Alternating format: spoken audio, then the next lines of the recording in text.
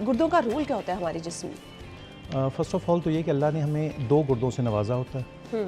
Body में back side पे दोनों साइड पे एक एक गुर्दा मौजूद होता है।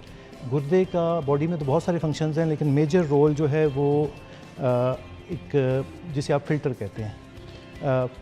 बॉडी में जितने भी टॉक्सिक मटेरियल्स बन रहे होते हैं, हम जो खा रहे हैं, बॉडी में मेटाबॉलिज्म हो रहा है, हर चीज़ से जो भी टॉक्सिक मटेरियल्स बनते हैं, गुर्दे उनको ब्लड को फ़िल्टर करता है और वो सारे मटेरियल्स जितने भी होते हैं बॉडी से फ़िल्टर करके यूरिन के थ्रू एक्सक्रीट कर देते हैं। तो हमारा ब्लड प्योर फॉर्म में रहता है। लेकिन अगर गुर्दे की फंक्शनिंग इम्पेयर हो जाती है, कम हो जाती है, तो वो जो टॉक्सिक मटेरियल्स हैं जो बॉडी में बन रहे हैं वो उस तरह से एक्सक्रीट नहीं होते और वो यूरिन के थ्रू नहीं जाते, तो उनका लेवल बॉडी में ज़्यादा होना शुरू हो जाता है, जिसकी वजह से बहुत सारे सिम्टम्स प्रोड्यूस होना शुरू होते हैं।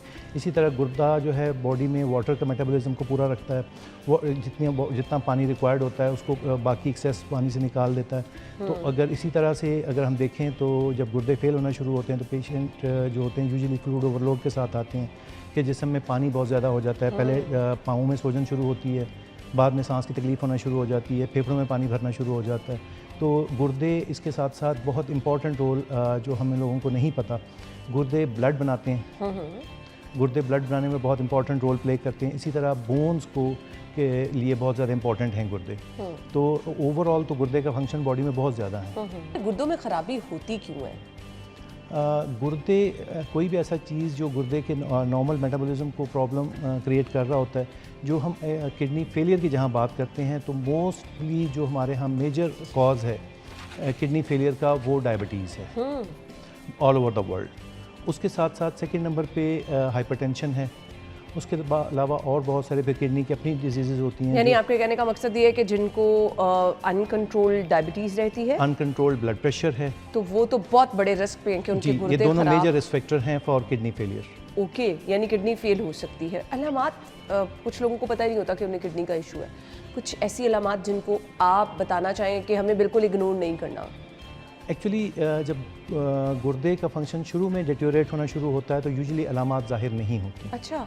और पेशेंट को पता भी नहीं होता कि मेरे गुर्दे फेल हो गए हैं। No pain? नो पेन तो सिर्फ गुर्दे में दो ही सूरत में हो सकता है, या तो पथरी होगी या इन्फेक्शन है तो उस सूरत में पेन है। अगर किडनी फेलियर हो रहा है तो उस सूरत में यूजुअली पेन नहीं होता। अच्छा।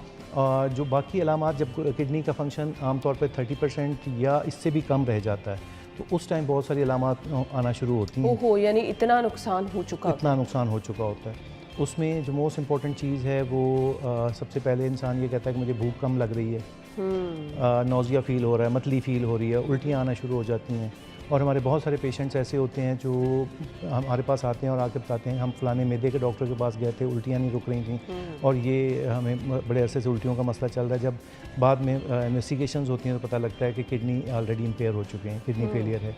इसी तरह जैसे मैंने कहा पाँव में सोजिश होना शुरू हो जाती है और फिर बाज़-औक़ात ऐसा पेशेंट जो सिर्फ पाँव में सोजिश को नहीं कंसीडर करता ज़्यादा, वो बाज़-औक़ात इस सूरत में भी आते हैं कि सांस लेने की तकलीफ़ हो रही होती है और वो सांस क्योंकि पानी फेफड़ों में जमा होना शुरू हो जाता है, पेशेंट के लिए खांसी आना शुरू हो जाती है, सांस में तकलीफ़ शुरू हो जाती है। उसके साथ साथ ये कह सकते हैं कि पेशेंट का लेटना मुश्किल हो जाता है, रात को सोना मुश्किल हो जाता है। पेशेंट यही कहता है जी मैं लेटता हूँ तो मुझे खांसी आती है, सांस नहीं आता, बैठने से बेहतर होता है। उसका मतलब है कि फेफड़ों में पानी आ गया है, पानी जमा हो गया है। चलें जी, ये अलामात हो सकती हैं, बट आप कह रहे हैं 30-40% नुकसान हो चुका होता है। 30-40% बाकी होता है, बाकी होता है, यानी इतना नुकसान हो चुका था 60%। तो फिर इसके लिए कोई डायग्नोस का तरीक़ेकार तो होना चाहिए ना, कि अगर जिनकी चले हिस्ट्री डायबिटीज़ अनकंट्रोल की है या फिर हाई ब्लड प्रेशर, तो उनको फिर अपने गुर्दों का टाइम टू टाइम चेकअप कराते रहना। जी एग्जैक्टली। जब डायबिटिक पेशेंट्स हैं तो अपने जो डायबिटीज़ के जो डॉक्टर्स जिनके अंदर ट्रीटमेंट होते हैं तो यूजुअली आम तौर पे गुर्दे के जब प्रॉब्लम स्टार्ट होता है तो सबसे पहले यूरिन में प्रोटीन आना शुरू हो जाता है, जो फर्स्ट डायबिटिक पेशेंट्स में आम तौर पे पहली अलामत वही होती है। तो अगर डायबिटिक पे आप एंडोक्राइनोलॉजिस्ट या किसी और का अंडर ट्रीटमेंट है तो अगर यूरिन कंप्लीट करवा रहे हैं तो यूरिन में प्रोटीन आना शुरू हो जाती है। लेटर ऑन फिर यही क्रेटिनिन रेज होना शुरू हो जाती है। ये और शुरू में ही उसको जितना जल्दी डायग्नोज किया जाए उसको उसी टाइम ट्रीट करना शुरू किया जाए तो वो किसी हद तक उसको कंट्रोल किया जा सकता है। ठीक हो गया। गुर्दे में जो पथरी होती है इसकी वजूहात क्या होती है? गुर्दे में पथरी इज़ एन डिफरेंट एंटिटी।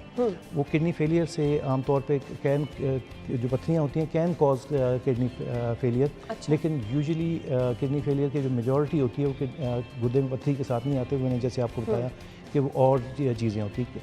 अब किडनी जो किडनी स्टोन्स हैं उसके 5 से 6 टाइप के किडनी स्टोन्स होते हैं, उनके डिफरेंट टाइप्स हैं, उनकी उसी लिहाज से उनके कॉजेज़ हैं, जिसमें ऑक्सिलेट स्टोन होते हैं, कैल्शियम स्टोन है, फास्फोरस स्टोन है, और फिर उसके बाद यूरिक एसिड स्टोन है, सिस्टीन स्टोन्स हैं। तो ये आम तौर पे हम जो मेजॉरिटी जो पेशेंट्स होते हैं ऑक्सिलेट स्टोन्स के साथ होते हैं। तो उस पर मैं आम तौर पे ये बात हमेशा कहता हूँ कि अगेन पथरी बनने में सबसे बड़ा मेजर रोल जो है वो हमारी जो है ना डाइट में सॉल्ट का होता है। अच्छा। नमक का ज़्यादा इस्तेमाल पथरी बनने में सबसे मेजर कॉज जो होता है। उसके साथ साथ जो और चीज़ें होती हैं उसमें यूरिक तो एसिड, हमारे यहाँ तो ट्रेंड है लोग खाने के ऊपर नमक डाल के खाने के ऊपर नमक डाल के खाते हैं। मैं तो हमेशा ये कहता हूँ कि 3 चीज़ें ऐसी हैं हमारे लाइफस्टाइल में जो इन फ्यूचर ना सिर्फ किडनी फेलियर कॉज करती हैं बल्कि और भी बहुत सारे प्रॉब्लम कॉज करती हैं। उसमें सबसे पहले बैलेंस डाइट का ना होना, सेकेंडली ओवर वेट होना, and third lack of exercise. जब ये 3 चीज़ें होती हैं तो फिर कैस्केड ऑफ इवेंट शुरू हो जाते हैं। अगर आपकी बैलेंस डाइट नहीं है, आप कर रहे हैं बहुत ज़्यादा जिसे कहते हैं मुरगन ग़िज़ाओं की, ऑयली फूड की, फास्ट फूड की, तो आप डेफिनेटली आप उस तरह से वेट गेन करते हैं। जब वेट गेन करते हैं इसके साथ साथ ब्लड प्रेशर रेज होना शुरू हो जाता है। जब वेट गेन करेंगे तो वेट गेन की सूरत में किडनी इटसेल्फ उसको एग्जर्ट करना पड़ता है अपने, जब आपका वेट ज़्यादा है तो किडनी को एग्जर्ट भी ज़्यादा करना पड़ेगा। उसके साथ बाजू का फिल्ट्रेशन बढ़ जाती है, बहुत सारी FSGS और बहुत सारी बीमारियाँ वेट गेन के साथ शुरू हो जाती हैं। और उसके साथ आप जब मैंने आपको कहा डाइट बैलेंस डाइट ना होना है, प्रोटीन का ज़्यादा लेना है, और उसमें फिर हम बहुत सारे मशरूबात लेना पसंद करते हैं, पेप्सी है, बाकी केन मशरूबात हैं जो कि आपकी शुगर लेवल्स को भी रेज़ करते हैं। किडनी फेलियर ऑब्वियसली मरीज़ की ज़िंदगी बचानी है, तो फिर इसके लिए ऑप्शन क्या रह जाती है, फिर क्या ट्रीटमेंट प्लान होता है? एक्चुअली ये कि किडनी फेलियर है और किस स्टेज पे है। किस स्टेज पे है? अगर हम उसको मुख्तलिफ स्टेजेस वाइज डिवाइड करते हैं किडनी फेलियर को, शुरू के स्टेजेस में तो हम मेडिकल मैनेजमेंट के साथ ही चलते हैं, दवाइयों के साथ इलाज करते हैं। लेकिन जब आम तौर पे हम उसे एंड स्टेज रीनल डिजीज़ जैसे CKD5 का पेशेंट जब होता है, जब उसकी जो फिल्ट्रेशन है 10% से कम रह जाती है, तो उस टाइम फिर अगर साइन सिम्टम बहुत ज़्यादा हों, पेशेंट बहुत ज़्यादा उसको सांस में तकलीफ़, जैसे मैंने कहा बहुत सारे जो उसके अलामात होती हैं वो ज़ाहिर होना शुरू हो जाती हैं, तो उसके बाद हमारे पास 2 ही ऑप्शंस होते हैं। क्योंकि किडनी तो फंक्शनिंग नहीं कर रहा, अब हमें उसको कोई ना कोई ऐसा तरीका देना पड़ेगा जिससे जो टॉक्सिक मटेरियल्स हैं बॉडी में वो भी जिस्म से बाहर निकल सकें और एक्सेसिव पानी है वो भी निकल सके। तो उसके लिए हम फिर जो तरीका इलाज आमतौर पे दुनिया सारी में राइज है वो डायलिसिस है या किडनी ट्रांसप्लांट है। अब डायलिसिस में भी फिर आगे उसके 2 तरीका हैं, एक को हम पेरिटोनियल डायलिसिस कहते हैं जो पेट के थ्रू डायलिसिस या ब्लडलेस डायलिसिस होता है। दूसरा जो हमारे मुल्क में बहुत ज़्यादा मुरव्वज भी है और हर जगह गवर्नमेंट भी उसको सब्सिडाइज़ किए हुए है, हीमोडायलिसिस, खून के ज़रिए डायलिसिस। एक्चुअली डायलिसिस में खून को वॉश किया जाता है। हमारे यहाँ एक मिसकॉन्सेप्ट भी होता है, पेशेंट भी आके हमें कह रहे होते हैं गुर्दे वॉश नहीं कर, वो लोग इसी वजह से कराते भी नहीं है ना, डिले करते चले जाते हैं।